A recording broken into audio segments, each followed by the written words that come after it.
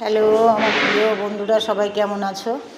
সবাই চলো আজকে দেখা যাক আমাদের কি দুপুরবেলার মেনু হয়েছে। সাদা ভাত হয়েছে, আলু ভাজা হয়েছে, এখানে মুগের ডাল হয়েছে, দেখো কত গাঢ় করে মুগের ডাল করেছে। আর এখানে হয়েছে ফুলকপি আলুর তরকারি, এখানে আছে কাতলা মাছের কালিয়া।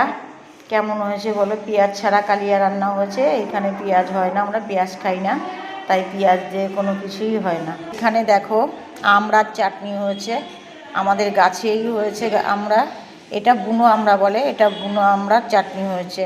তো আমার জন্য আমি শাকের তরকারি করেছি, কুমড়ো শাক দিয়ে মাছের মাথা দিয়ে একটা তরকারি হয়েছে, এটা আমি খাবো।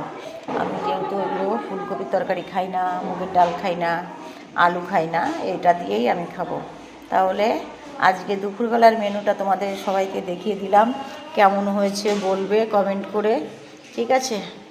তা আজকের মতন রাখি। চাটনিটা বেশ দেখাচ্ছে, খুব সুন্দর লাগছে দেখতে, খেতেও খুব সুন্দর হয়, ভাজা মশলা টশলা দিয়ে করে তো খুব ভালো লাগে খেতে, চাটনির মতন হয়। আর চাটনি তো নয়, আচারের মতন হয়, খুব ভালো লাগে খেতে।